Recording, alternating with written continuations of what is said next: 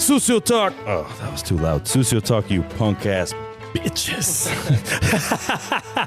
Sorry to start your episode like that. Actually, I'm not sorry. This is Sucio Talk. You know what you came to do. I sure did. You know what you came to do. Exactly. So how you doing, man? I'm doing well. Dude, thanks. It's nice to have you. Yeah. You know, I'd like you to just tell me a little bit about what you do so we can. Sure. My name's Aaron. I'm the chef at Taste Catering in Burlingame.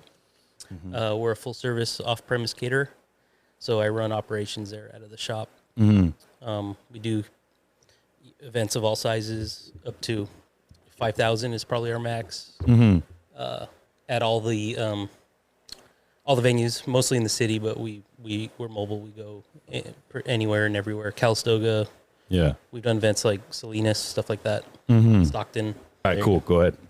Yeah. So, I run Taste Catering. I'm the executive chef. We do events anywhere and everywhere. Like I tell people everywhere but underwater. I like that. Or we've actually not done events on a bridge yet. So that's okay. Yeah. But, that's construction sites, basements, attics, roofs, wherever. Yeah. I guess you'd have to get a bridge that you wouldn't obstruct traffic in. Maybe you could do a long table across the Bay Bridge. Yeah, that'd be cool. You know? Yeah. That is dope. Or across it. Yeah. Huh? Who knows, man? Yeah. Maybe you're onto something, chef. Yeah. Hey. So did you ever think you'd be a catering chef? Like when you were younger, where you were like, this is the fucking balls. You know, I always liked cooking as a kid. Yeah. I went into cooking like restaurants, theme park. I'm from SoCal, so I started cooking at Disneyland. Really? Yeah. How's that? It was actually really great. Yeah. I worked actually across the street at California Adventure. This is like 2002. I got hired there. Like I was still in high school. So bus boy, you know. Is that like a technical thing that California Adventure is not Disney? Well, it's not Disneyland. It's another park. You know? Right. Oh, you can't have the midnight. What is it? The fucking castle and they don't do the ceremony over there, right? No, it's just a different park. Right. You have to exit Disneyland to get it. It's still a Disney park, but right. that was where I worked. That was more like an adventure park, right? That has like more roller coasters and shit. Yeah, exactly. Back then, they served alcohol. Oh, really? And now Disneyland serves alcohol too, but... Yeah, sorry. But I started working like busboy dishwasher at a soap opera themed restaurant. So it was there was like actors that would come around. Like really? What is it like to work, like you're a cook, right? Like what's the cook, like actor relationship? Like you're at work, right? Well, I was a busboy back then. Uh-huh. But you see like the dinner cooks come in, like for their night shift. Yeah. And they look like a bunch of pirates. You know, like they got their knives and their like headbands and shit. Yeah. You know? And I'm like 18 and it's like, that's cool. You know, like I'm still in high school thinking what to do with my life, like community college or just work, you know? Yeah. And from then they closed that restaurant and they moved everyone around and I ended up at a regular restaurant, like not a character themed restaurant. Yeah. And it was Mondavi backed out. They used to have a restaurant inside of California Adventure. So they filled it with Disney employees and I became a cook there. There was a restaurant called the Vineyard Room, which was like a fine dining restaurant. And at Disney, it's all union, seniority and stuff. And you have high seniority, you don't want to work like nights and weekends. Yeah. But I was a starting cook. It's like, I want to work there. You know, it was like a line and a chef, you know, calling out orders. You know, it's not like you're not working at the quick service. We're like making, you know, veal chops and halibut, you know, like that was cool to me. Like that's where I want to work. And back in 2004 or so to eat veal inside of Disneyland, you know, that's not, that was kind of rare, you know. Club 33 and the other restaurants got all the. They serve veal inside Disneyland? Yeah. What year was this? This was 2003, 2004. Damn, bro. That's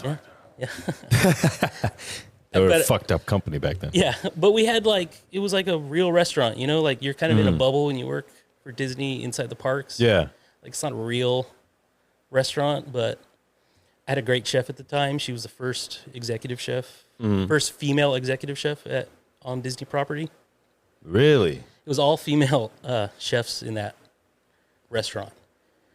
And they would just like lace into us Like it was all guys that worked there. Yeah. But all the chefs were female, and they just like whooped their ass, you know? Right. They But we respected them. they didn't take no for an answer. No, like, and she still works there. She's still like, She's like, still there. She is an amazing woman. Her name's Gloria Tay. Yeah. Korean lady. I look up to her so much. That's so cool, man. It's good that you had a mentor that early. That's that good. Yeah, and you know what? Even though she would like lace into us, Yeah. like we were still friends, you know? For sure. Like back then Disney had really strict like appearance like rules, like you couldn't have a beard Yeah. or even stubble, and she was always the one that would like get on us, you know? Like You had to shave every day. we had to shave every day. That's like fucking culinary school. So Yeah. it's the same. Yeah. Yeah, it was back then. It was like you couldn't have sideburns like below your ears, so they'd always be catching you on that shit. You know, it's like I'm trying to work, I'm trying to like learn. You know, I got to worry about like shaving, and she would tell us like, if you forget to shave, you're going to use the one I use on my legs in my. Oh, you know what I mean? So like, yeah, we would learn fast, or like we'd get scheduled like doubles, because where I worked, we had 2 restaurants. Like one was lunch and dinner downstairs, and the fine dining was upstairs. And to pick up more shifts, you know, they'd schedule, or if you wanted more hours, or if you had low seniority, you get scheduled 14 hours there. yeah. Work in the morning at the lunch place, and then change, go upstairs, and you know, get ready, get your station ready for dinner. And you know, you shave in the morning or the night before. By the time it's like afternoon, you got a little 5 o'clock shadow going. Yeah. She go make you shave. You know, Again. She told me once, if you get a 5 o'clock shadow, you better be shaving at 4:59. That's what she would tell us. Like, always get us, you know. But Was your face just like chapped? yeah, right. I know that was what I was. I was Yeah. like, yo, I cannot do this. Yeah, we all had the Dude, shaving breaking out and sucks. shit. Yeah, Yeah, dude, yeah, that yeah. shit's horrible. yeah, I'm like, that's almost more disgusting than a fucking facial hair. yeah, right. You know what I'm saying? All the red spots. Yeah, on your- like ain't nobody want to see the bubbles on your neck, bro. Yeah, right. You know what I'm saying? Grow a beard. I know Disney's eased up their appearance guidelines now. You can have a beard. Can you have Back then, tattoos and shit? I think you can. Okay. Back then, no, you couldn't have any visible tattoos. Really? All that. Yeah, they were super strict on it. Because you played a part. Even if you were a dishwasher or a cook, Right. you're playing a part. Like you even get your uniform at costuming. You know what I mean? Like the same place Mickey Mouse gets his head or his mask or whatever. Yeah. You go get your apron and your, you know, chef coat. Wow. So it's really nice shit. Like nice chef coat. Like, Oh yeah. Yeah. Yeah. that's dope. Yeah. At that age, did you were you like, I'm lucky, or like you didn't know any better, but like, did you think that? Were you like, this is the best place I could possibly be? No, definitely. I thought like anyone would want to work in a fine dining restaurant like this. Yeah. You know, it's for Disney. There was only like 2 that were on that level. One was a private club, and the other one was the big one, Napa Rose, inside the hotel that everyone like looked up to. But it was a lot bigger, beautiful, like kitchen that's like in the dining room. Yeah. Like, the dining room surrounds the entire kitchen at Napa Rose. So that restaurant really got all the like press. Like where we were at, the Vineyard Room was like its little brother in a way. But yeah, I felt really lucky because it was a small crew. We weren't open 7 days a week. We were only open 4 nights a week. And some of us, we were lucky we would have a prep shift, like a full day to prep for like the week. And then we were all off on the same day, so we became really good friends. The chefs. Yeah. The sous chef was female also. The pastry chef was female. And it was, I still keep in touch with some of the line cooks I worked with there. And we always talk about how fun it was. It was also, all the stations were sauteed. We didn't have a grill. We had a fryer. So it's just that sort of You're just going pans. You know what I mean? Like I said, Mondavi ran the restaurant before us. So we inherited all these like Italian charger plates, hand-painted rims. And we're just fucking grabbing them with tongs. You know what I mean? And just like, we made really good food. Like, it tasted good. It was fine dining. And also looking back, we were open like 5:30 to 8. So 150 covers in that small amount of time was a push. 5:30 to 8. 5:30, we closed at 8. However, this was another nightmare. Restaurant was on the second floor. Yeah. And the electrical parade would go by at by the time it got there, it was like 8:45, 9 o'clock. Mm-hmm. So entrees, if they weren't out by the time the parade came for those tables, you had to wait. Yeah. Oh. So there was always that push to just push out entrees. If they don't make it, the last thing you want is a server right before you're going to plate up, hold it. They want to wait till after the parade. And then you got to serve, 15 tables all at once right after the parade. Like, that was a pain in the ass. But it was fun. Damn. A lot of fun. That restaurant was, I wish you could, gather everyone again, you know what I mean? And, have a reunion. But, yeah, that's where I started. And then I started to feel a little, cabin fever inside Disneyland. Like, if I want to be a chef, I need to see what else is out there. It's not going to last, because that restaurant didn't make no money for sure. Right. There's no way. It was prefix. That was another thing too. Garmager is doing, if you do 150 covers, that's 150 plates off Garmager. That's a lot. Yeah. Entrees, and then pastry too. Everybody gets pastry. It's 100%. So once you finish on the line when you're busy, slide over to pastry, help them. You know what I mean? Jesus. So you became friends with everybody. It's fun place. But then I started to feel I need to see what else is out there before I start to go into lead roles or management roles, stuff like that. And I transferred to the hotel and banquets. One of the other line cooks went with me, and he hated it. We were closed for a month, so we wanted to go pick up hours elsewhere. Yeah. He went with me to banquets. Yeah. I loved it. I made friends with the guys that worked there. My buddy hated it. He went into Napa Rose and continued on. Yeah. Fine dining for his whole career. And from then is where I really preferred that large event, special event, logistical sort of cooking, Yeah, yeah. It's like solving a big puzzle. Yeah, it's a lot of brain work for sure. Yeah. And then did a couple other jobs there. I actually worked for Charlie Palmer in Orange County. He had a restaurant down there for a little while. Wasn't great as a line cook, really low pay, just not, you don't feel that camaraderie that I used to have at this other restaurant, when I worked for Disney. It was just a bunch of dudes who were just they're just chip on their shoulders. Corny as fuck. Yeah. Extremely. Yeah. Talking shit all the time. And you're shut the fuck up. Yeah. And the whole meal breaks and shit. I'm cool with not taking a lunch break. Right. Totally cool. I want to be set up for service. I'll work through it. Yeah. Just to get, just to be set up, to feel more comfortable during service, Right. But they would straight up dock us no matter what. You don't have to pay me the penalty, because California, there's break penalties. Yeah. Lunch break. Don't pay me the penalty, just at least pay me my time. I'm going to be setting up, make family meal and don't even get a chance to eat it. You know what I mean? It was like that. It was just a really bad culture working there. How long did you last? I was there about a year. Most people there lasted about a year. Break down your station, and the small plate station goes all night, and that line cook gets behind, so you go help them.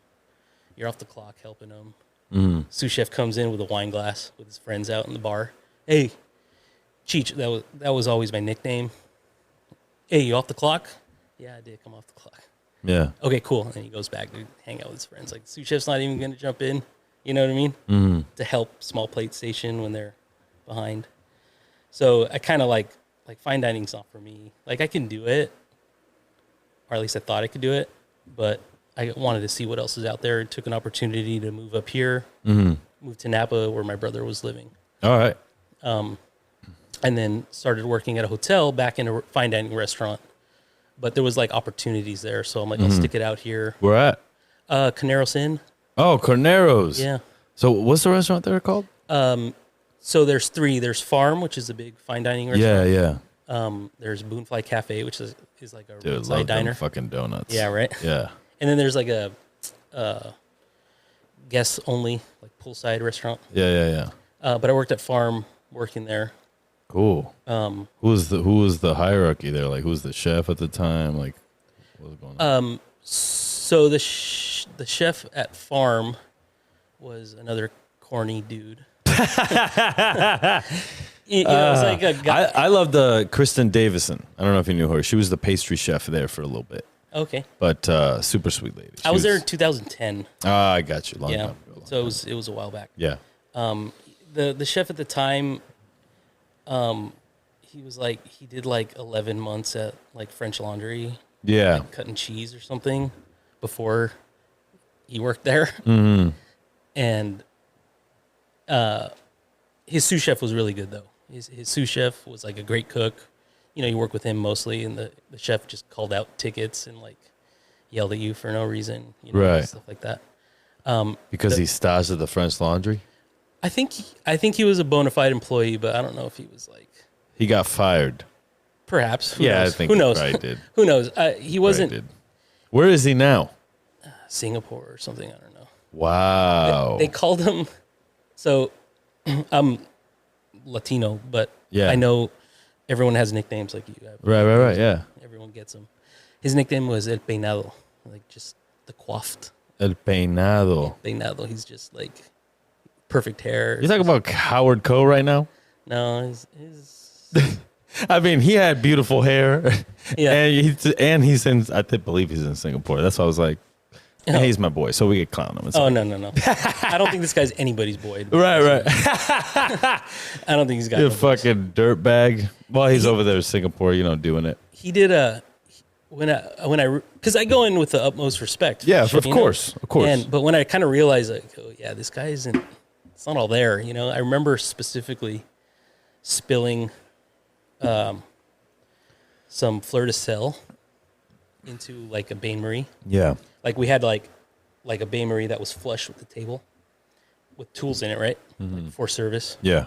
And I remember accidentally spilling it in there and him freaking out and grabbing a strainer, pull tools out and strain the salt. And he's like, this shit's expensive, dude. Can't be doing that. And then he's like, dry it out. It's like, really? It's like 4 ounces of fleur de sel. You know what I mean? And it's like, okay, this is whatever. This guy, and he didn't last long. He moved on. I don't think he got fired. I think he just moved on. But his sous chef took over. Mm-hmm. And I still talk to him. He's great. He was one of the best cooks I've ever worked with. What's his name? His name's Andrew. Dope. Bootney. He actually works for a notary in Napa. Oh, sick. But he does their other projects because those guys own like breweries and stuff like that. That's an interesting, I love the restaurant. A notary's amazing. Yeah. Yeah. There's a place called The Garden now that they run. It's right across the street. Okay. It's like a beer hall sort of place. So What's up running with What's up with Norman Rose Tavern? You ever been there? Been around forever. Yeah, Oh, no. Yeah. Is it good? I just look at it and I'm like, I don't know. But I mean, I want to try it. It's not like they've been around forever. Right. Like I moved in 2010. They had been around for a long time. So, Really? yeah. Shout out to them, man. I want to see it. I want to check it out because it's just the sign that gets me. I'm like, kind of corny or what? Yeah, man. I'm just like, I don't know. It doesn't really, Yeah. you know what I mean? And the worst thing is like going to a place, spending money and being like, fuck. Yeah. I don't like feeling like that. And Yeah. I'm always on my way to go somewhere else to eat in downtown Napa. And I'm like, Yeah, the yard is really cool for groups. Yeah. I like the yard. There's a few spots. Cadet is a dope wine bar. Love that place. Bilko's, of course. Mm-hmm. Beers over there. Kitchen Door is probably the restaurant I've been to the most in my life. Mm. Been going when I worked at Carneros. Yeah. Martini House in St. Helena closed. Okay. And we actually there was a connection with the chef that took over with Who is the chef at Martini House? Because that was like Todd Humphreys. So right. Todd Humphreys. That place is legendary. Yeah, that place is legendary. Yeah. But so when they closed to open Kitchen Door, Mm-hmm. A couple of their cooks came and worked with us at Carneros because our chef knew some of them, stuff like that. Yeah. And they would always talk about, Todd's going to open up a restaurant. It's going to be the same quality food, but like a little bit more quick service. Like you order at a counter, then sit down, and then your server comes and becomes your server for alcohol or other food, stuff like that. Right. And so when they opened, it was like, this is going to be the best place ever. And we've been going I've been going to that place since they opened like 2012. Then the move. My kids love that place. Like anytime it's like a birthday or a celebration or something, that's where they always want to go get the wings and the that's sick, man. I love Kitchen Door. That's Kitchen Door. Okay, that's one of the couple places when people ask like, where do I go in Napa? It's like Kitchen Door. Like that place is solid for sure. Yeah. Since you've been there so much, do you see a change in the menu at all? Like over the course of time, for years and years and years. So like they change their menu regularly. Yeah, they're always seasonal.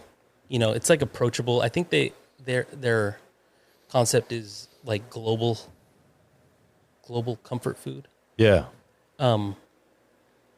But what always has struck me about that place when it was in the Oxbow Market, and now they have an open kitchen. Since they've opened, you see the same people there. Right. The same people, and that is a kind of a testament to the food's going to be consistent. If it's damn right, guy, if it's the same dude cooking it. Yeah. So that's always nice to see, especially since they moved. Like just seeing the same people, that's like a true testament to success. Mm-hmm. That's always nice to see. That also is why I like supporting it too. That's also a lost thing too. Cooks are very transient these days. Yeah. They're not staying at restaurants for 30 years anymore. Yeah. You know what I'm saying? The road to success as a chef is a little bit easier now. It's like faster. Like you could, you don't have to be a chef. You can make good cooking videos, and that's like you're a chef now, sure. Yeah. So it's kind of crazy. But damn, Napa Valley. What's your favorite winery in Napa? Like, do you go wine tasting at all? I'm kind of spoiled because my brother's in the wine industry, and he is. He works at some. He works for Treasury, which owns a lot of wineries. Mm-hmm. So, the stuff they make, like Stag's Leap, sick. Kind of spoiled with that. Yeah. I don't drink that much, but what does he do for them? He's like a hospitality manager. Got it. Like, he actually works behind where he's at is behind what's the big restaurant in St. Helena again? Charter Oak? Well, yeah, but the old school one. Goose and Gander? No. No. I'm talking. That's always the response when you say Goose and Gander. No. Is that still open? Bro, I'm surprised. It is? It is. Yeah, it is. I mean, even though they fucking close at 10, you know what I'm saying? I used to go there like 10:30 after work, and they're like, last call. I'm like, you fucking serious? Oh. Like, you're a bar in a basement with 5 seats. Yeah. Stay up until 2 a.m. This is for alcoholics down here. It's dark as fuck. I haven't heard Goose and Gander in a long time. Yeah. I fought the chef once. Oh. Yeah, he came over to Charter Oak and attacked me, so I had to put him down. But that's a story for another time. Yeah, right. Okay. Stay tuned for another episode. Yeah, no, I've actually said it before. That's why I've said it. I've said it like 2 times, and it was just a funny situation. But interesting. Yeah, he was just causing a ruckus, and I went outside, told him to get the fuck out, and he grabbed my beard. Wait a minute, he was working for you? No. Oh. I was working, and he came in the restaurant. Oh, nice. Okay. And cool. he was like, he had been a dick the night before because I guess someone banging his girlfriend in town, and so he was like shaking a chair trying to like be tough, And so the night before, I walk into work the next day, and they're like, yeah, this dude's got a problem at the bar. So I'm like, all right. And he comes back, and the bartender's like, yo, I don't really like those guys. Can I stand over here by the pass? Like, they're kind of being dicks to him. So I'm like, yeah, sure, whatever. And then they leave, and I'm like, great, they're gone. And then they go to another building. There's like a building outside of the Charter Oak that's called the Sherry Building, and they do events there. Uh-huh. And these motherfuckers went into the event, and the server in there, like, pushed them out. Like, what are you doing? You can't be in here. Yeah. And they were like, fuck you, faggot. That's what they said. Uh-huh. I quote. And then Dexter, who was the manager at the time, comes running in, and he's like, they called me. And I was like, oh, fuck no. So I went out there, and I was like, yo, you guys got to get the fuck up out of here. Like, just go. And then he just like, his face just turned and he grabbed my beard with both hands. I was like, that's a weird first attack. Yeah, right. But then I just got both hands open. Yeah, that's what I'm saying. I'm like, you're stupid. You know what I'm saying? So I took him down, put him down on the ground, you know, and then the cops had to come and they took pictures of my fist and shit. And like, he got arrested and tried to press charges the next day. Wow. And we had to like get into it with the owner over there. But nothing ever happened. And I never signed any NDAs. So I could talk about it all I fucking want. Yeah. You know what I'm saying? So you opened Charter Oak? I did not open Charter Oak. Okay. Chef Katiana Hong did of Yangban in LA. Okay. She opened it. She was the CDC at Meadowood. First female CDC at a 3-star, by the way. Really? It's not in the history books. I'm like, fuck you guys. It's true. Yeah. It happened. Uh-huh. Put it in there. Fuck. But so she was the CDC, and then she went to open Charter Oak, and like while that was happening, her husband transitioned to CDC. She became the opening executive chef for Charter Oak, and they like went on this like, you know, R&D journey and like a fucking tour, and like they did all these events and shit. If there's anything Costal's fucking good at, it's those events. There's definitely, his wife Martina has a lot to do with that. Oh. She's a marketing person.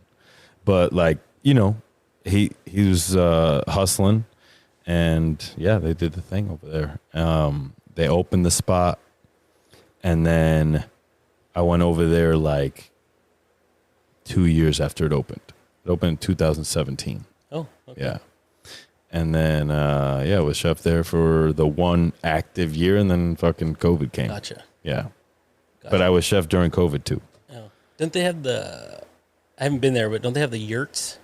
Yeah, they have the yurts during, so that was like a COVID thing. That was interesting because it was like it was a COVID thing. And again, they're good at putting on like partnerships. So they got a partnership with Amex, and Amex like fronted the yurts, and they sent this like fucking 12 yurts, and we set them up outside because that's where people could go and you'd like be enclosed with your family.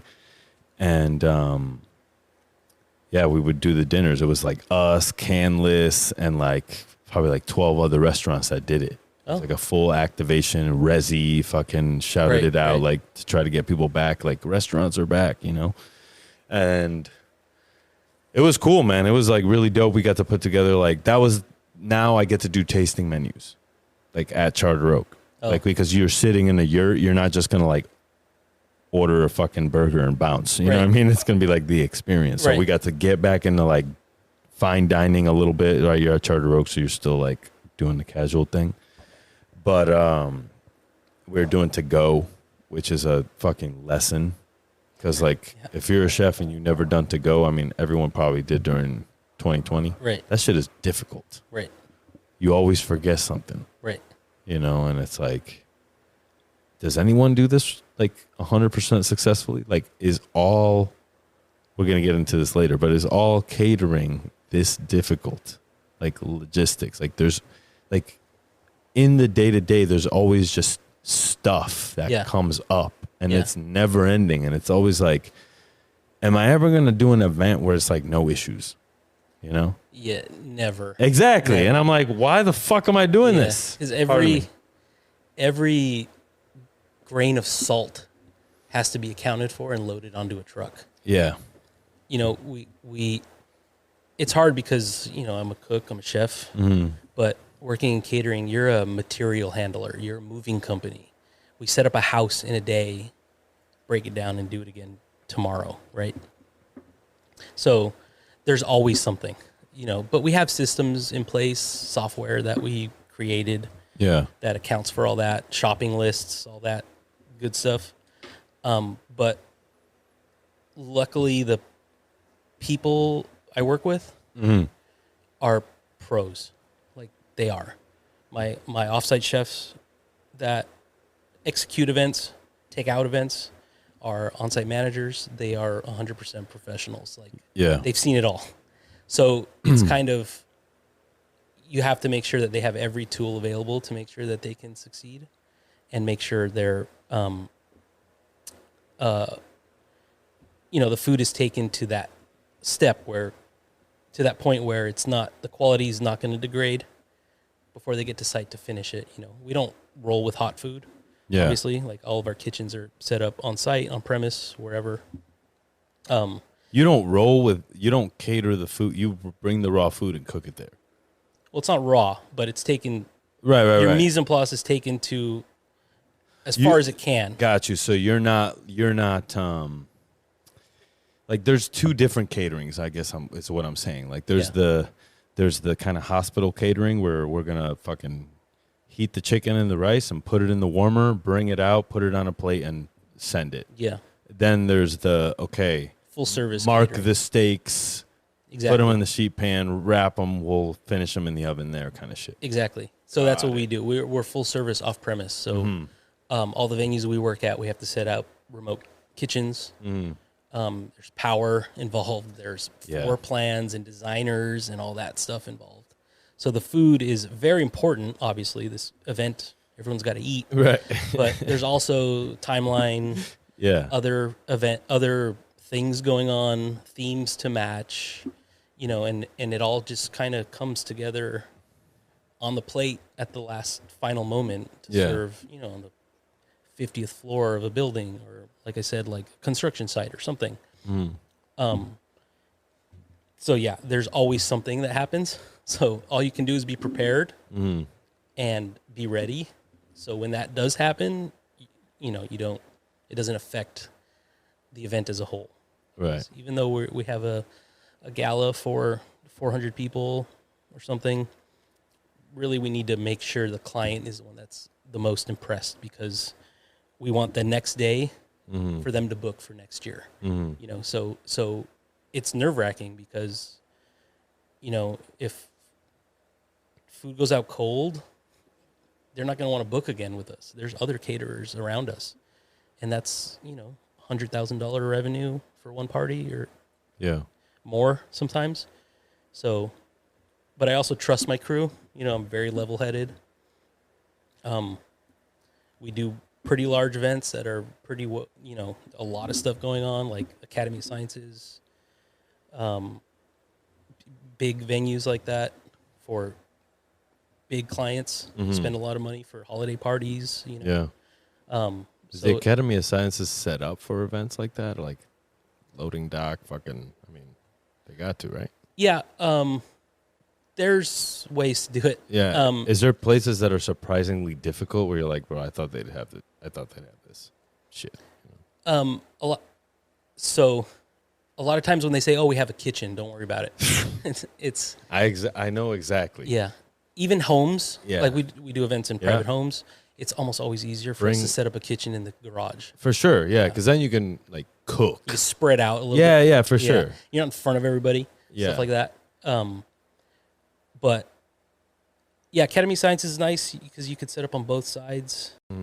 The last year we did an event for 3,500 people. I think that's kind of the max to really, if you're a guest at this event, to really be able to do everything. It gets pretty cramped for more than 3,500 for sure. Yeah. But every venue is going to have its own unique, details. So that's why menus so much have to. Yeah. It all matters what the capabilities are on site. Permitting for fire. Do we need a permit for compressed gas? Do we need a permit for sternos? This or that? So you learn different things. You learn how to hotbox. It's kind of our term in catering. Sterno in a hotbox. There's a way to do it. There's a way to get trained to do it. Our chef managers train others, obviously. Like in our employee roster or database, when we secure labor for an event, there's check marks, like what their experience is, and one of them is learning how to hotbox, learning how to cook food with sterno in a hotbox.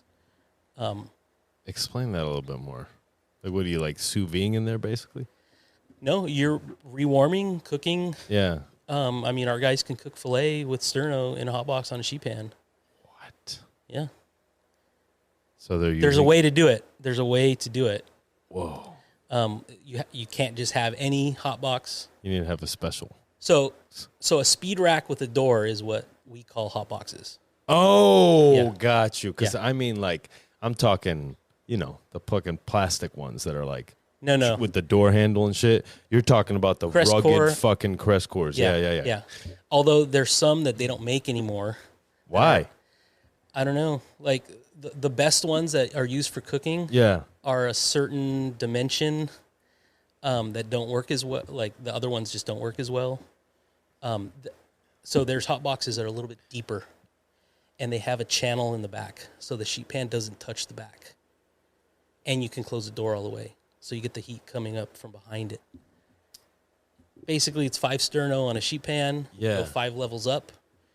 Another pan, that's where you're cooking. Yeah. And then 2 levels up above that, you could put another 5.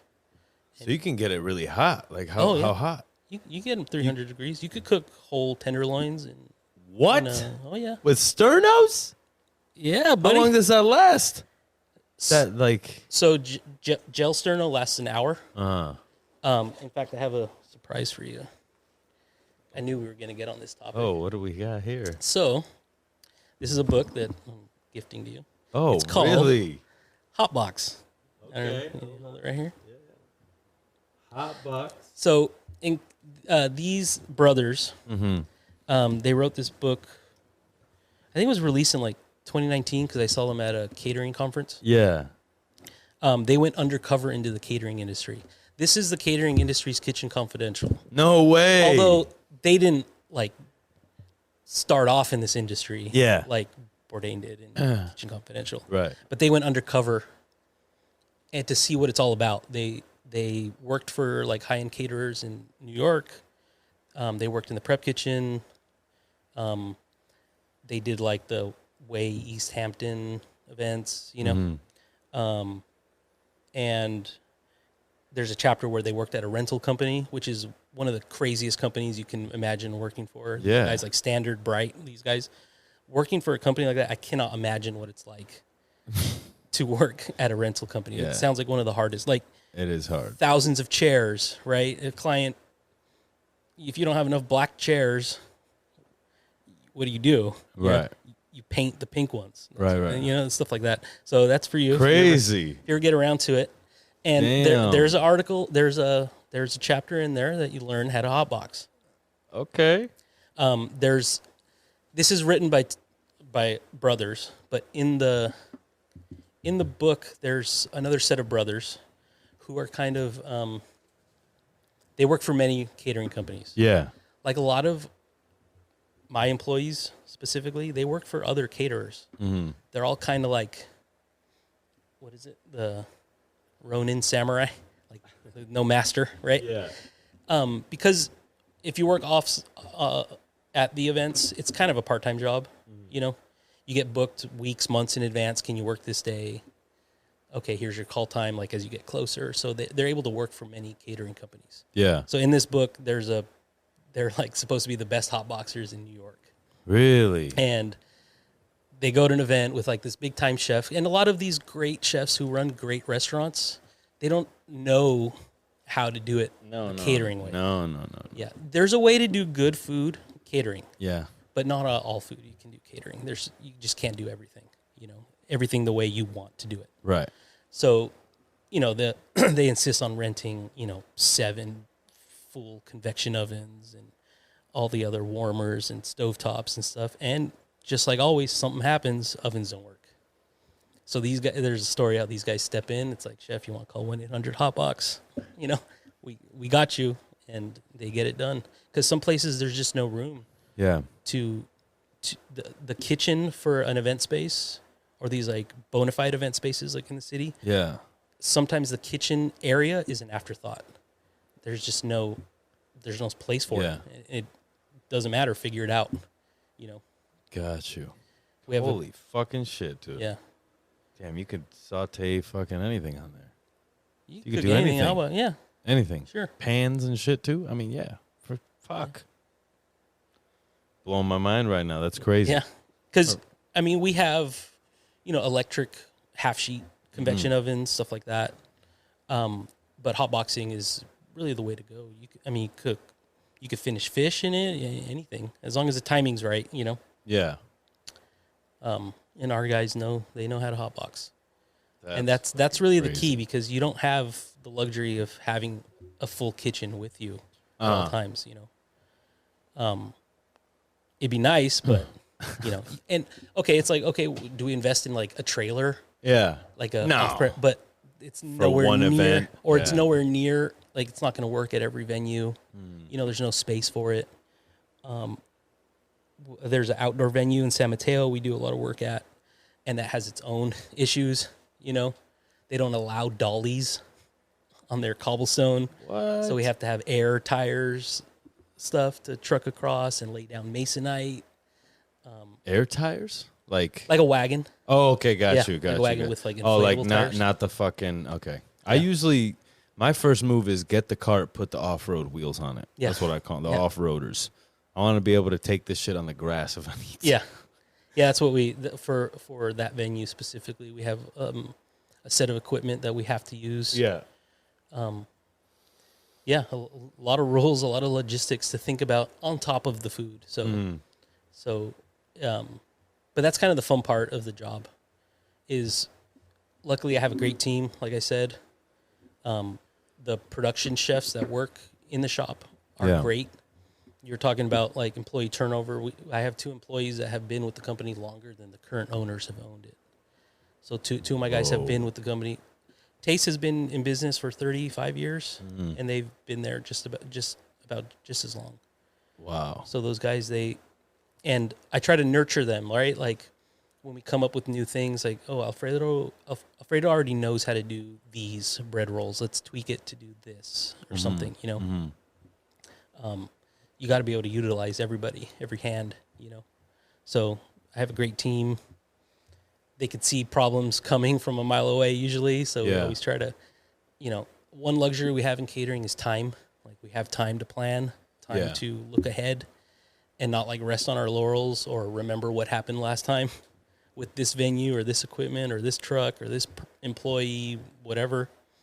Some of my offsite managers even know like which ovens are from which rental company. It's like, oh, I know that oven. I remember that one. It was giving me problems last time, like stuff like that. So, catering is just a different beast, but I do enjoy it a lot. You know, I have a family. It's nice to know when you'll be slow in catering, because we have slow times, you know. And that way you could plan life around it, you know, stuff like that. So when's the slow time for catering? Usually. Now. Right. Now. I guess everybody's doing other shit. It's hot. It's hot, yeah. You know, we have like the holiday season is the busiest, but right just before Christmas is when it pretty much dies until the first of the year. And gala season is usually in the spring, you know, so we do a lot of galas and nonprofits, stuff like that during the spring. Yeah. Summer is wedding season. We do a fair amount of weddings. It's not like a huge part of our business, but it's, we do a decent amount, all over. But, it's really fun, and being able to just see the calendar, like I said, slow season, do family things. You know, for sure, that, dude. so. You don't have to think about it. Yeah. I spend a lot of time thinking about that shit. Yeah. Crazy.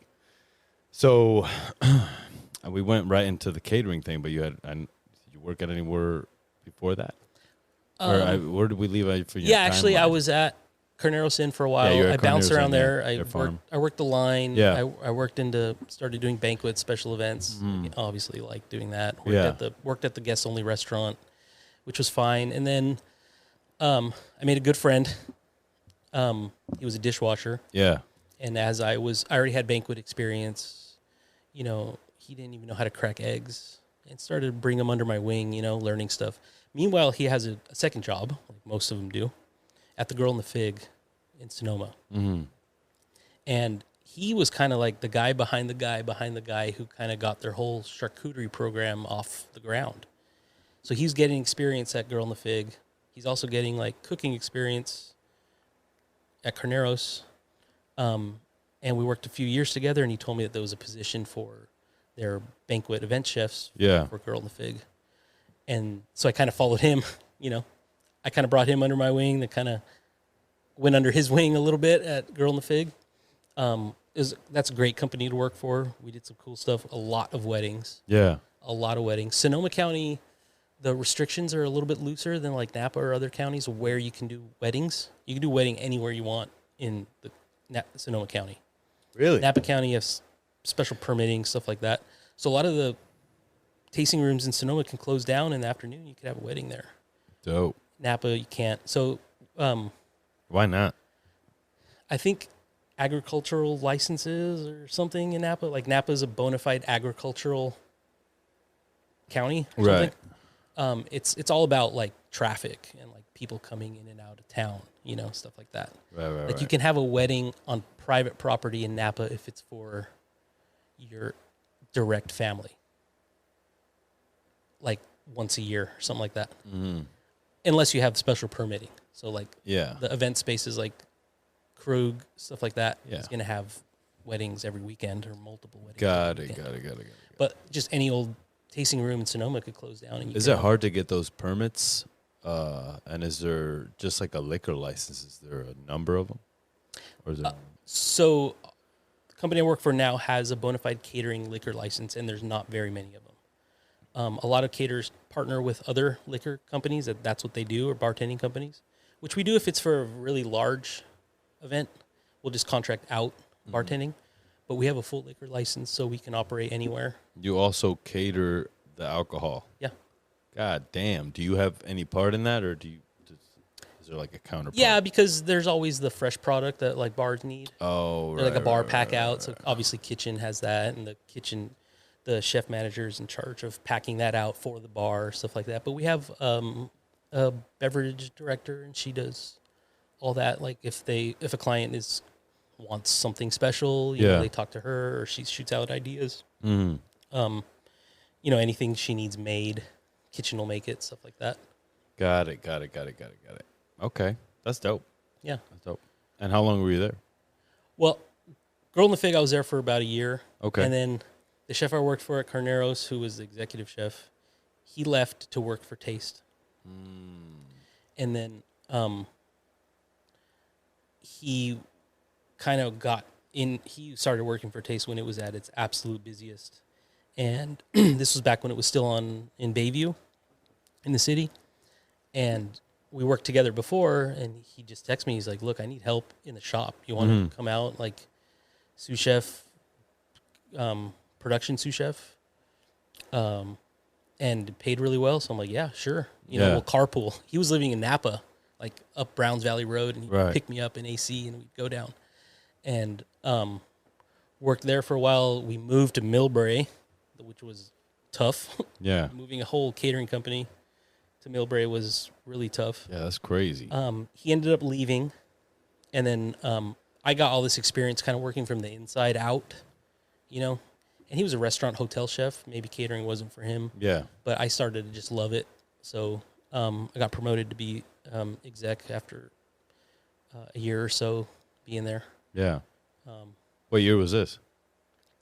2016, 17 moved there. Got you. Yeah. So you've been there for quite a while now. I've been there for a while. Yeah. Was there through COVID lockdown. Yeah. What happened there? So it's a crazy story. We got time, baby. Friday the 13th. March. Friday the 13th, right? Yeah. We had like a big wedding tasting that day. And at this time, I had a lot of staff. I had like 9 chef managers for events, like 6 sous chefs, like 20 prep cooks, a pastry chef with his own crew. You know, it was we were rolling. We were getting off like one of the busiest years ever, breaking records, you know? And it was Friday the 13th in March. And just the calendar, the week before, the calendar was just, it was like someone was just hitting delete, like all the events coming up in the next like 6 weeks.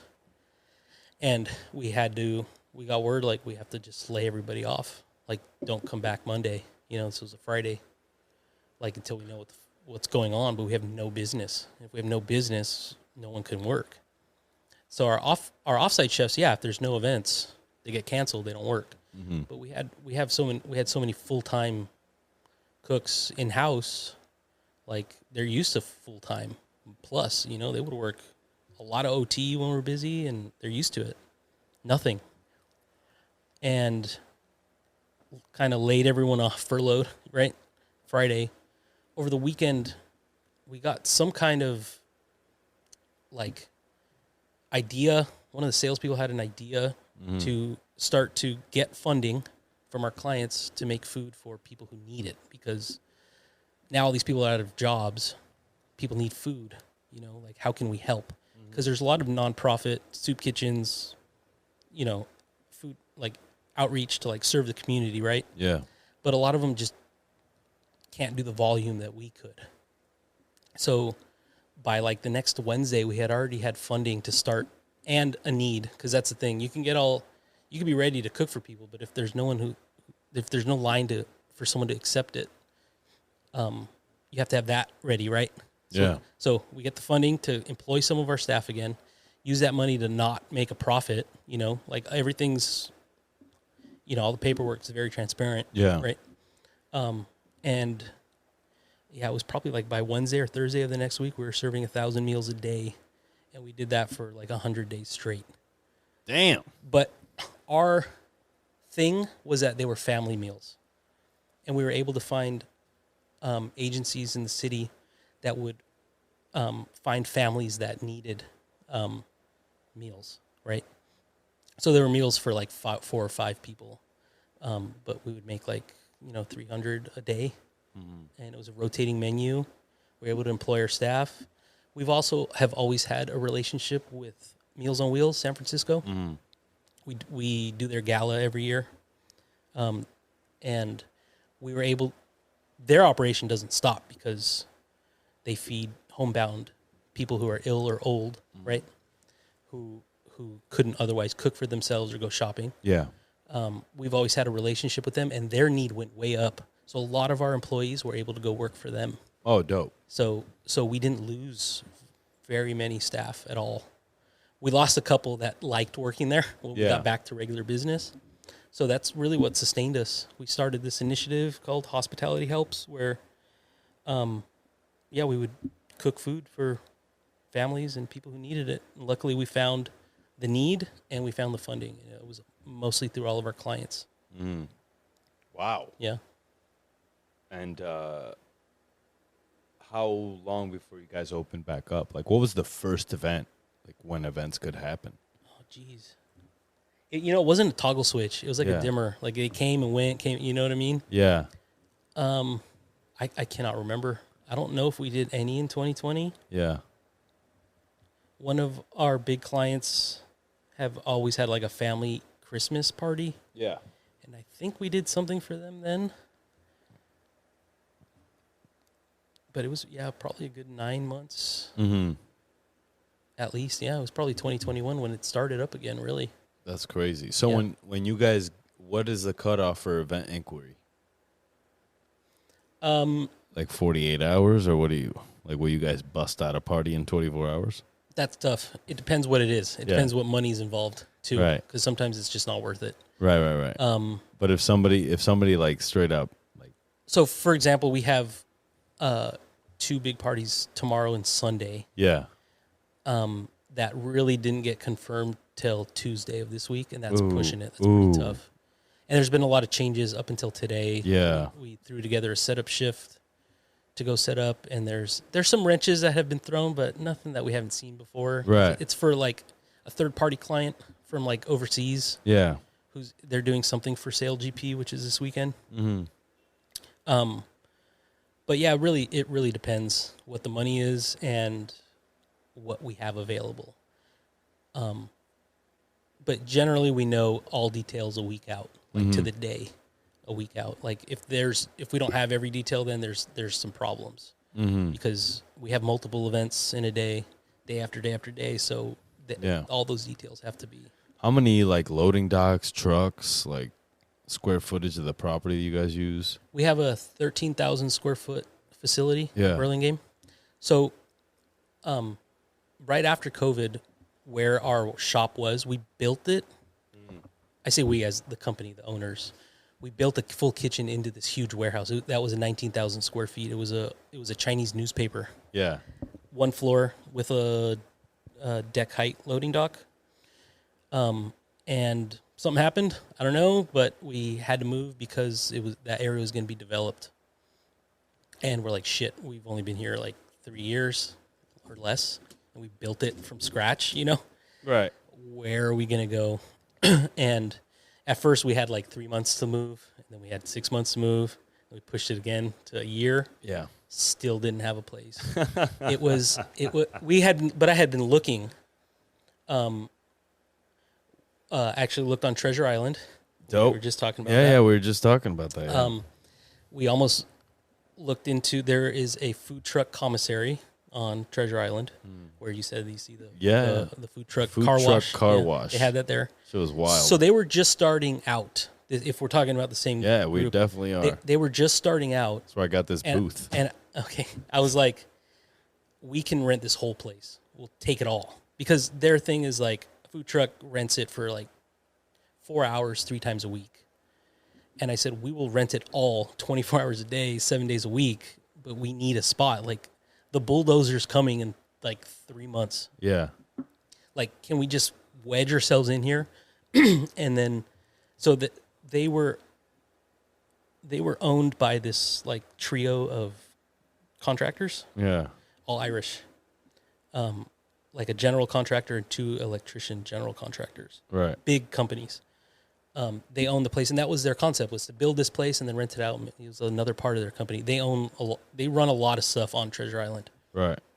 Didn't work out. It was going to be way too expensive. And the idea was we were going to wedge ourselves in there, and then they were going to build us a new facility on Treasure Island.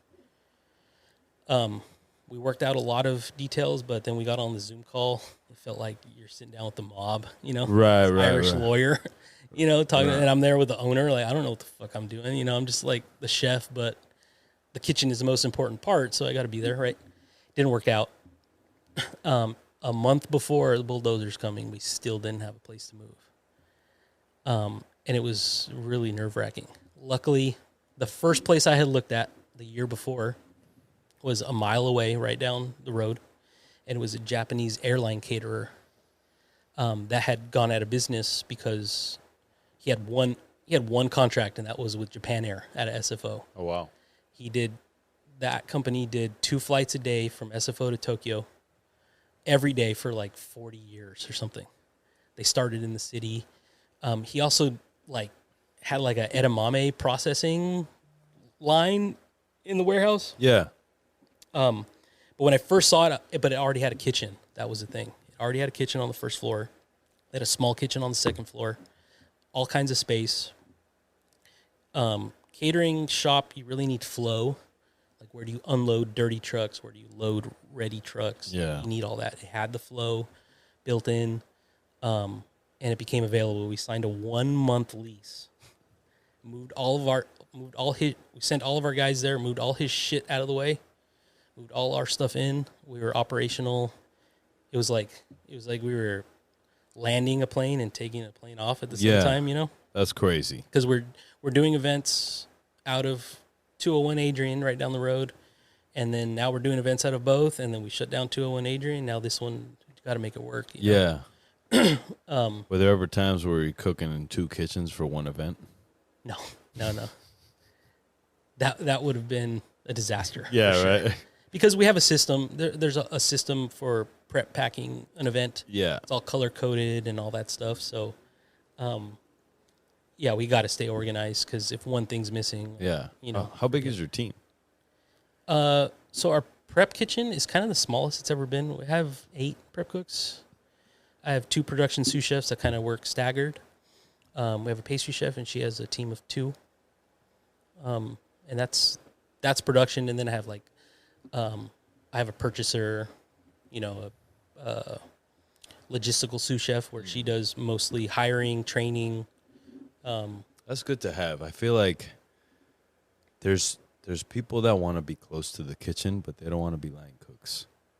Yeah. But they want to be chefs. Like, they want to be a part of it. Yeah. And I feel like we need, like, to have more administrative chefs in the kitchen. And maybe that's, like, the corporate chef now that I'm seeing that. You but have I'm to like, learn.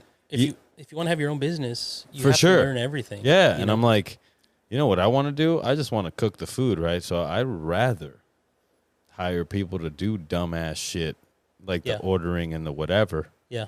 You know, and make them part of it or whatever, and then they feel good. And, yeah. But they don't want any part of the line, you know, and I feel like we do a bad job of that. Yeah. I try to nurture everyone's skills. Yeah. Our purchaser is good at purchasing. He's good at his job. Yeah. He's good at, you know, he has a job description and he's held to it. He's held to a budget, stuff like that. And everyone's aware of what their expectations are. And no one, the last thing I want is for anyone to come to work and not know what the fuck they're doing that day, right? Or like what they're in charge of. So everyone has to have like their part in this like engine. And take pride in it and do well in it and to feel like satisfied in their job. Because in that way, you just trust them and they trust you, you know? So my logistical sous chef, she has that position because she's really good at that, you know? Our purchaser, he's really good at that. My production sous chefs, they just have this attention to detail and on top of everything, like they know. And then our offsite chefs, same thing. They all have their skill set. Last year, when we had a big party for at the Academy, 3,500 people. Yeah. Same day, we had a 300-person sit-down at Bimbo's the same day. And I had invited we're part of a catering kind of group, like industry group, called Leading Caterers of America. No way. I had invited one of their main chef who, like, we get together twice a year, all these companies, and, you know, you talk about issues in catering, stuff like, I can't come to my competitors here in the Bay and like ask them how they do things, right? Yeah, yeah. So we're part of this group, so you can talk to people in New York and Kansas and like how do they do stuff. Dude, I didn't realize that this like catering network going on here. Like, what the fuck you guys got? You guys got a support line? We don't have that shit. Yeah. What the fuck? I mean, we have to because I mean, if you're a chef and you got a great restaurant in Oakland, you can always go to Napa, great chef, and see his food. You know, I can't go to Paula Duke Global or Elaine Bell and go to an event. How the fuck am I going to do that? You know, I'm also not going to like send my employees to go like work for them. Like that's fucked up too. But you have to, you have to have these associations. You know, I think I would send my cooks to stage at the competitor. Like that's such a good way to see. Like if you're truly competing with someone. Yeah. So. I mean, a lot of my off-premise cooks and chefs do work for other caterers, and there are some things like, I wish we did things this way. Can we? Oh. Or this, like, for sure, absolutely. Yeah. Because do you we find have to yourself changing it? Oh, absolutely. Yeah. You have to find a balance between, like, sticking to your guns as the chef, as the leader, but also being able to bend a little bit. Like, okay, if they're complaining about, because we have to feed our staff, too, for on-site. Right. Because they can't always leave to go get lunch. Yeah. Right. So that's a big part of our job too, is just feeding employees at, you know, and if they complain about the food, we can't have that. Yeah. You know, it's in the job description of my production sous chefs and prep cooks. Like you must contribute to a delicious staff meal. You have to. It has to be good. So we actually have recipes for it. Like it's part of the pack out for the event, for a staff meal. So if anyone has an issue with it, they can voice it and we could stop doing it that way or something. Or, I wish we could get like Red Bulls or something like that. It's like, no problem. Like if my employees, if that's a tool they need to get the job done, they're going to get it. Right. Always. I mean, not always, but sometimes let's find out. Chef, we want some cocaine because that's what. Don't we all? No. So yeah. There's a place called Stop for sure. For fuck yeah. But dude. I don't want to be that Definitely leader not, that always says no. This is the thing. You get like kitchen staff are different. Yeah. You need to kind of like ride the line of letting them be themselves. Yeah. And most of the time, like when you let them be themselves, there's parts of themselves that's kind of crazy. You know, that's not like politically correct or whatever it is, right? as long as they're not hurting anyone's feelings and they're just like whatever, it's all, I'm all good. I'm like, I don't give a fuck what you think or whatever. Yeah. Just cook the good food. As long as they, if they have a complaint and it comes from a place where they care, like, okay, let's listen to them. Like, right. They're the ones doing it. Yeah, it all funnels through them. Yeah. Listen to them. Right. And give them what they want. If you need to fucking buy Snickers for them, buy some Snickers for them, you know, like, yeah, whatever. So yeah, the back to the shop. So we signed a 1-month lease before this guy was ready to sell it. So we actually ended up buying the building after a month. Oh, no way. Yeah, and let him kind of move out slowly. And we don't have a loading dock anymore, which kind of sucks for load out. Yeah, dude, you got a fucking lift gate. Yeah. I mean, So all lame. the events we have, Yeah.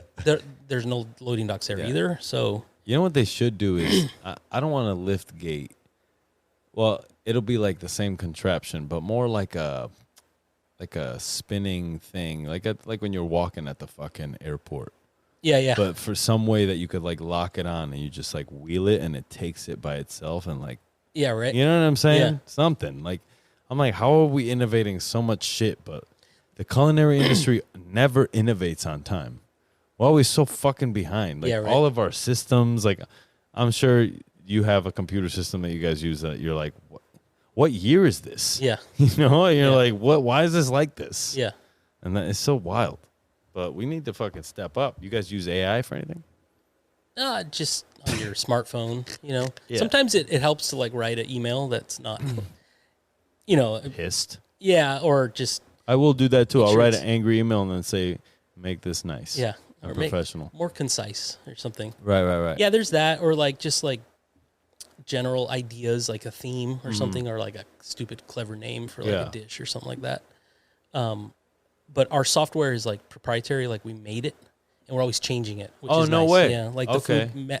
There's the event planning side, and then there's the food management, recipe database, menu database, shopping list, prep list, sort of thing that we kind of made ourselves. Got it. And it works pretty well. And actually being in LCA, this catering group, you learn what everyone else uses. And then you get those companies to come out and sell their software to you. And then you just get ideas like, oh, their software does that, and let's have our software to do that. Oh, that's we have a sick. programmer. Yeah. So it's almost like this other software out there is very expensive, you know. Ours ain't cheap because we have a programmer that we pay for. Yeah. But at least you know his name. yeah, or her name. Her name. Super smart girl. Like you feel dumb just sitting next to her. That's like farm to table fucking software. Yeah. Like you can't do, I couldn't be able to do more than one event a day if we didn't have this software. There's no way. There's no way. Because everything's accounted for. It takes recipes, scales them, menu, creates a shopping list. Like the shopping list has all the sugar for all the recipes. What's it called? Do you guys have a name for it? So it's powered off of Microsoft Access, which is like Microsoft Excel, like in 3 dimensions, I guess. It's powered off that. Okay. But we just call it Framework. But it works really well on the food end. Like the way we use it for food and prep lists and packing lists and all that stuff. It's like a hot rod, right? Like you can work on it yourself at home, and it's just as fast as like the Rolls Royce super high end Cater Ease or whatever software, you know. Would you guys sell your program to another catering company? It's your proprietary program, right? We could license it to somebody for You sure. fucking should, dude. There's money in that shit. Yeah, I would definitely 2 months take off part a of that. year, baby. Yeah. There are some caterers that got together to create one together. And we've sat down with their programmers, and it's just not right for us. Right. It's just not. I feel like we need to be afraid of caterers. You keep saying caterers. Like, is there a fucking cult out there, bro? It's like, you're like caterers. Well, it's a big industry. I you know. And I'm doing it now. we're everywhere. Yeah. And I'm like, So what kind of catering are you? it's mainly because so I'm on OpenAI and there's multiple sites. So we cook on site at one kitchen and then disperse to the other two. How far are the other two? 25 minutes. Okay. 20 minutes. Okay. And so it's not bad. But just like forgetting one thing. Yeah. And having to have one person from your kitchen drive the one thing. You know what I'm saying? You're Right. like, what the fuck, guys? Like, we forgot oil. Right. So is there cooking done at the other sites, or is it just serve? Yeah, there's cooking done. But it's like oven. Because it's a fucking tech building. So we can't, like, have fires in there and shit. Right. So it's induction, but like I'm mainly using the combi. I'm using the shit out of that oven. Like, Yeah. I'm learning how to fucking Sure. like, do anything in the oven, you know? It's just a new experience, you know? Yeah. And they're not set up for it. And the way that like those companies move is they move fucking quick. They just go for it. It's not that they don't think things through, because they do. But they're willing to take a risk in it not working and then being like, all right, dope, didn't work, let's try it again. Jeez. Whereas like in cooking, you don't have that luxury, because if you do that, someone's going to get pissed off.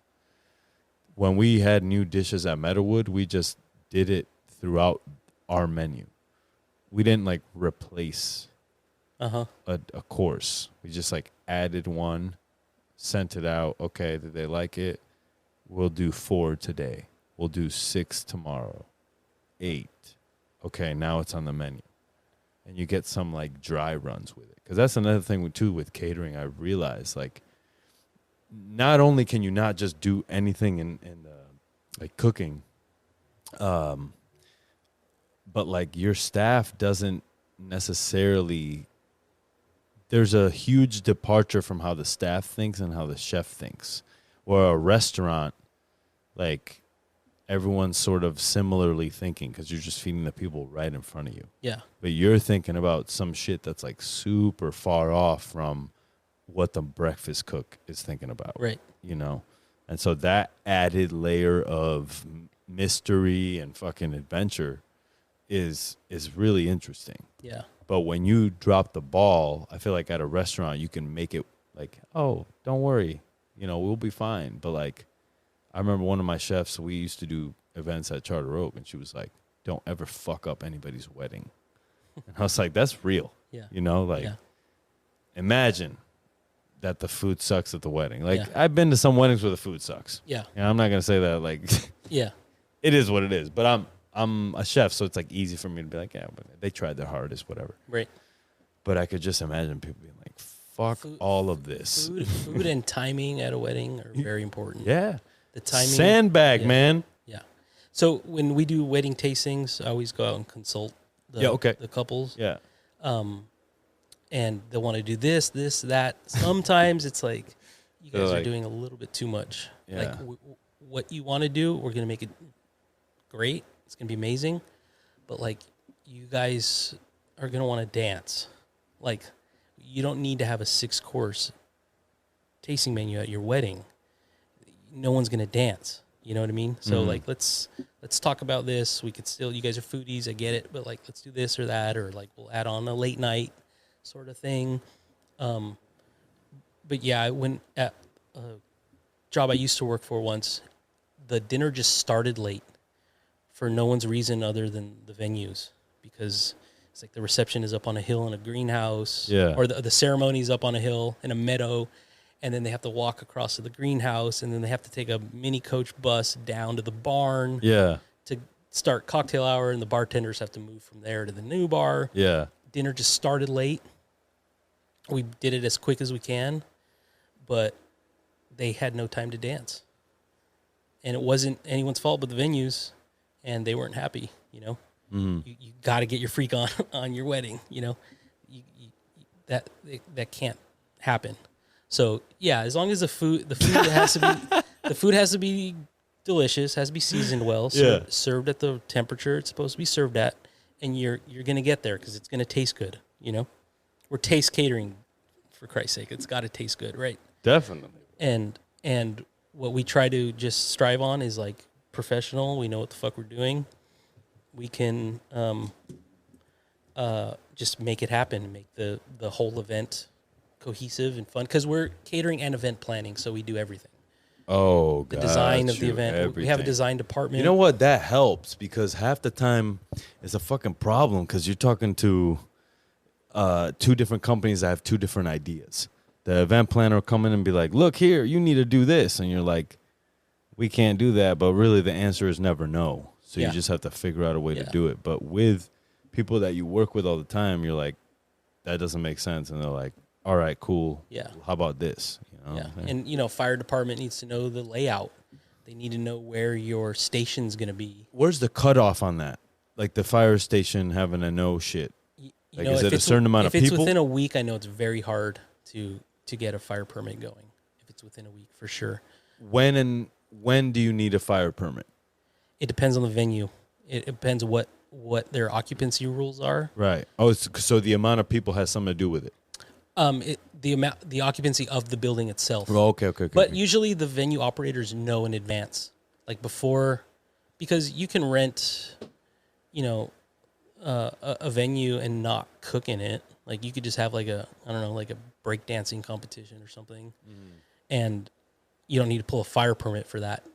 But when a client comes, because a lot of our business comes from the venues, so a client comes, they want to do a venue here. Yeah. Here's a list of our caterers. These are the best ones. Go talk to them, and we know what we're doing. Oh, this place we have to have a fire permit for candles on the table, a fire permit for sterno outside, a fire permit for compressed propane in the alley, stuff like that. And then the fire department reviews it, and they'll say sometimes, oh, you need to pay for a watch, which means the fire department has to be there, inspect everything, like before and during the event. And that costs extra too. But usually those costs the client pays for. Got it. So it really depends on the venue, and we just know because we've been at the venues, many times before. What happens if you can't get a fire permit? Then we cannot cook inside. At that point, do you just wheel everything out, or is like, do you guys have any? That's never happened. Yeah. Do you guys have any food trucks? No. So you don't have anything like outfitted to cook in? No. Got it. I mean, that's always a possibility, but where we work out of, it would only work at certain venues. Yeah. And the kitchen's it's just too far away, So our production managers have to worry about permitting, that buy out parking meters, know. That's usually a week in advance because our trucks have to park somewhere, once we unload. So there's all that you have to worry about also. Got you.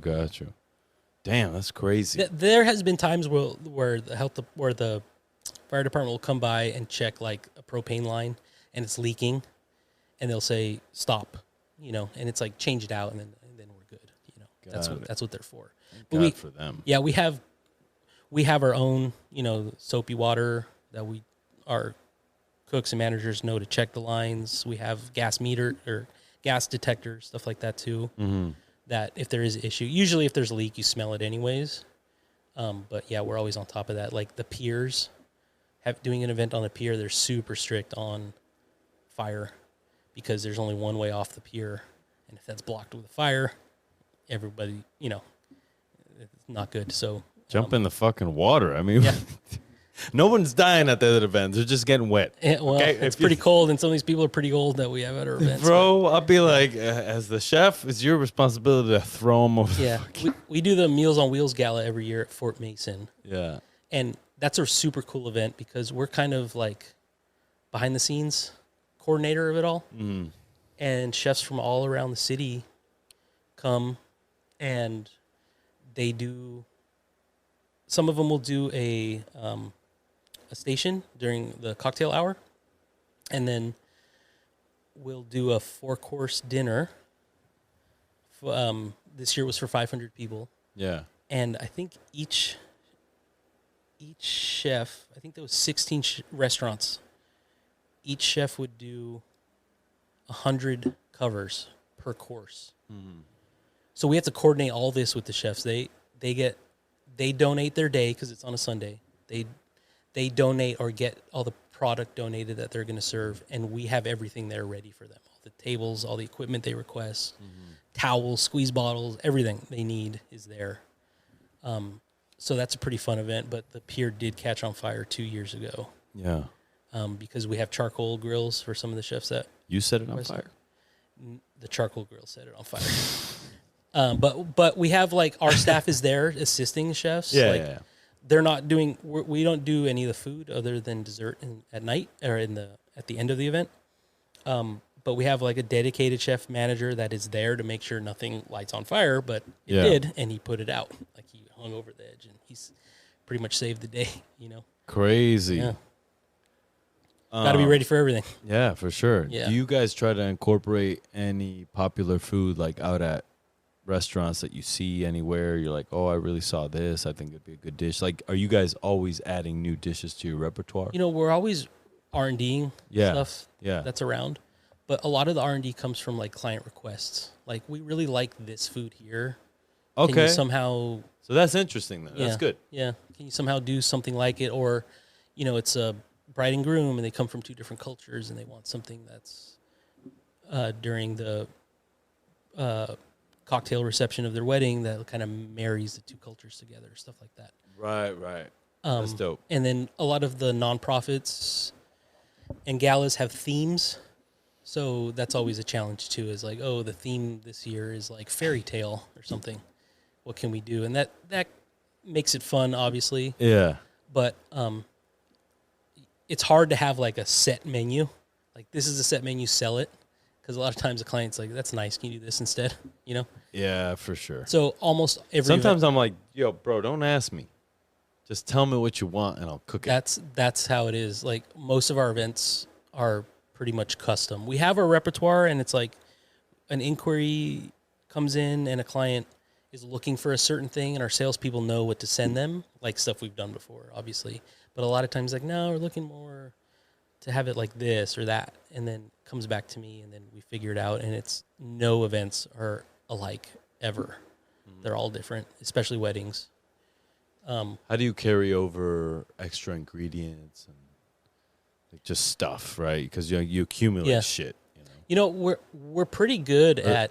Is that what goes in the staff portioning. meal? Probably. Yeah, exactly. Okay, got you. So, if we're busy and a lot of stuff, we have a walk-in refrigerator. It's just for return food. Yeah. Because if there's like lettuce left over, they didn't use it, or dry goods and stuff, it'll go in there. We sort through it and use it. It's usually not reused for a party.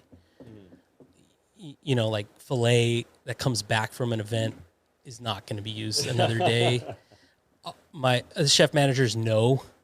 They know it's like, oh, they can use this back at the shop. I'm going to make sure it's like safe and, you know, stuff like that. But yeah, it's almost always for staff meal. And we make a really good staff meal. I mean, every day at 12, it's ready, you know, and we got to feed everybody 30 to 40 people a day. And we have our own lunch area. We all sit down for the most part. We kind of try to make that a rule. Yeah. You know, if I'm making your lunch, we should all be eating it together, not back at your desk. That's kind of the unwritten rule. We break it, including me, break it sometimes, you know, if we're busy. But we try to all just at least have lunch together. You know? That's cool. Yeah. Yeah, you eating together is one of the joys. You know what I mean? It's like the best part about cooking. Yeah. Is eating. I mean, I was like, I enjoyed the fact that you could there's just like snacks everywhere. Oh, yeah. That's what I first liked about cooking. I'm just like, there's just like, you walk in the walk-in, there's like fucking grapes and shit in there and like whatever. Yeah. And we have a little area like where our coffee machine is. Like if there's extras that we want people to use up, like we'll stick it there. Mm-hmm. And people know that's free to, you know, you're not going to get in trouble. Right. By taking this, whatever. Do you guys take a big look at like signage and stuff? Like are you guys looking at the menus being super accurate? Like, is there ever any of that where we're like, we said we were going to make this, but this didn't come in. So what do we do? Like, last minute changes. Menu descriptions should be a little vague to give you a little wiggle room. Right. Obviously. I mean, if something's super seasonal, we're just not going to be offering it. Right. You know, like we can't have persimmons now, obviously. But if for some reason it gets on a proposal, we just make a call and like, hey, we're switching this out. After COVID, clients have been somehow, suddenly, they're a little bit like, oh, you can't get that. Okay, that's fine. Just switch it to this. You know, it's still going to be good. Supply chain issues. Yeah. Been using that shit for 3 years. Yeah. 4 years now. Luckily, I mean, my purchaser, I mean, it's every component we buy, we bring in, every ingredient, he has to have 3 sources for. Yeah. And he's always meeting with new ones, negotiating prices, stuff like that. And how can they find you, Chef?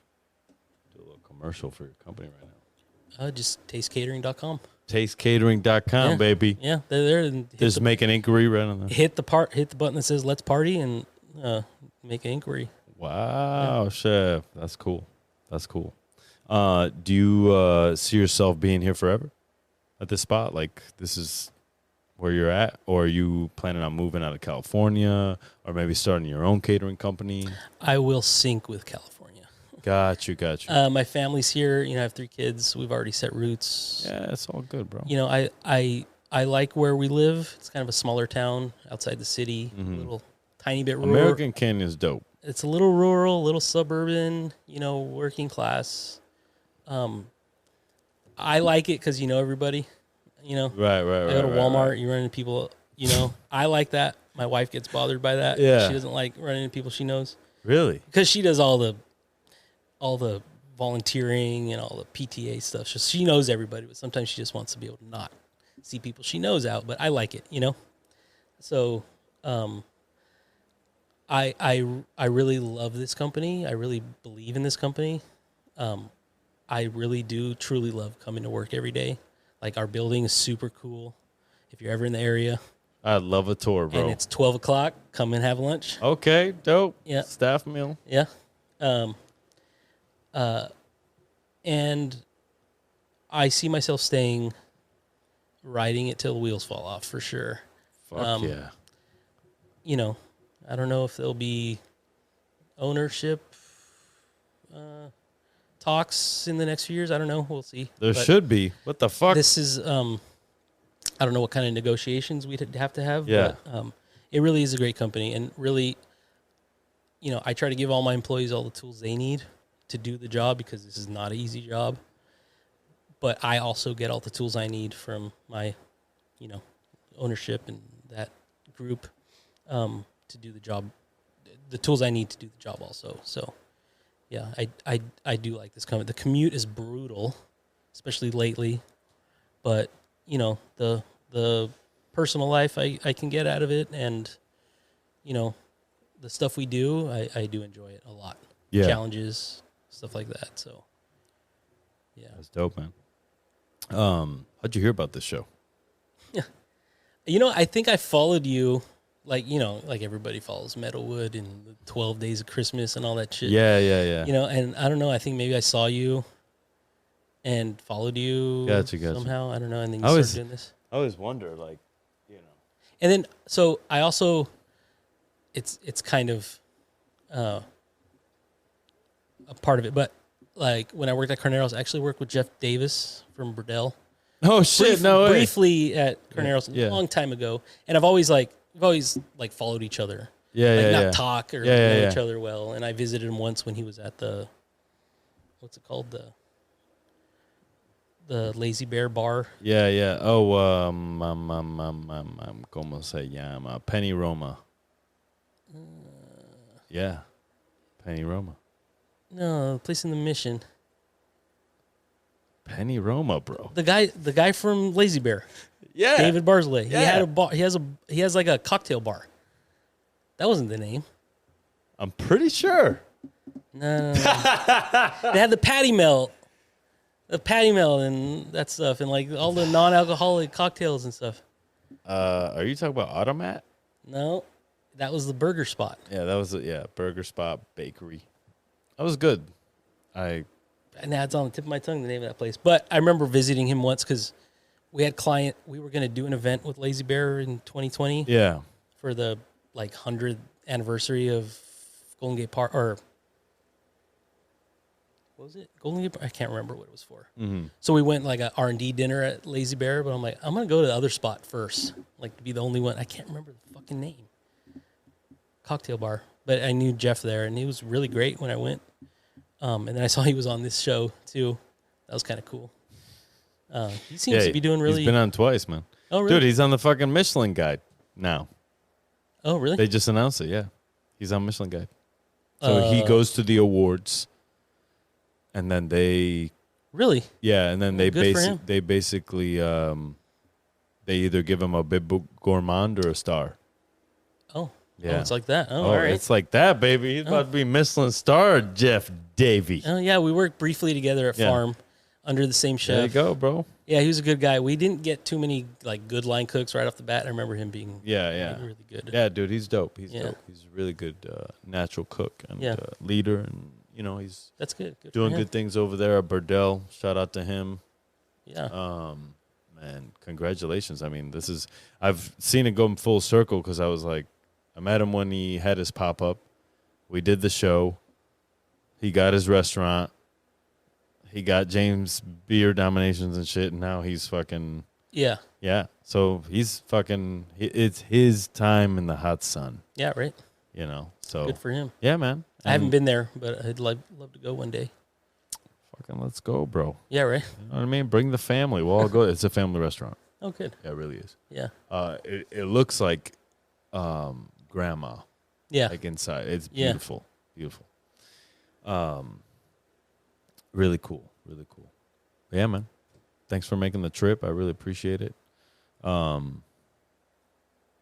I hope that I am at a party and they're like, "Oh, Taste Catering is catering," and I'm like, "I know the chef." Hey, I'll let you know which one to crash, yeah. bro. For real, I'll crash some shit. Yeah, make you guys a commercial. Yeah, there you go. For free. Got to let this episode go viral somehow. That's right. That's right. Your family's gonna watch this shit. What do you think about that? Are they gonna be like, "Dad's on a podcast"? I don't know if my wife will watch it. She won't watch it. My oldest son might. The fuck? I don't think she cares enough. Come on, Chef. No, we'll see. She's going to see that part and be like, yeah, because it's video too, right? And I know what's wrong with you? I told her I'm going to be on a podcast. She's like, you better not mumble. Because I tend to mumble a little bit, so we'll see. Yeah. Yeah. That's all good. Yeah. At the beginning, I think you were mumbling a little bit. Oh, okay. But it's okay. Okay. We came out of it. I fixed the volume levels. There you go. You're looking good, you know? Nice. But yeah, man, thanks for being on the show. I really appreciate it. You hiring right now or what? We're always hiring. Always hiring. Always hiring. Okay. Dope. There you go. Taste Catering. If you're looking for a job, I'm looking for 2 sous chefs myself. $1,000 signing bonus. Oh. Let's go, baby. San Francisco. Okay. OpenAI. If anybody, OpenAI, baby. Let's go. That tech shit. But it's a beautiful kitchen, beautiful space. I'm over there at in the Mission Bay area. Oh. So kind of a crazy place, but really cool. I get to drive by the Giants Stadium. I see the families walking towards the game. Yeah. It's pretty cool, man. I never really was into baseball like that, like watching it. I played a little when I was a kid, but like watching people walk to a baseball game together, like as families, that shit is good people watching. Yeah. You're just like, damn, sure. Look at the wholesome, look at the fun, right? Yep. And a lot of times our social media is not about people having fun. You know, it's about people falling down or car crashes. Hating each other. Yeah. That's what I'm saying. So it's always, I feel like now the time when you see good is outside. Yeah. That's where you got to go, you know.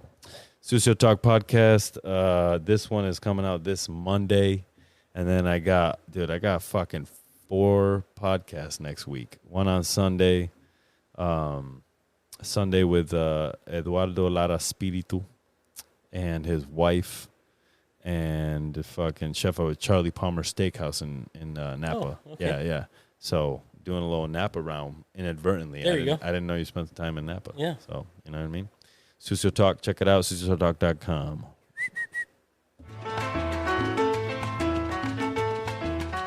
Yes. Number 1 chef podcast.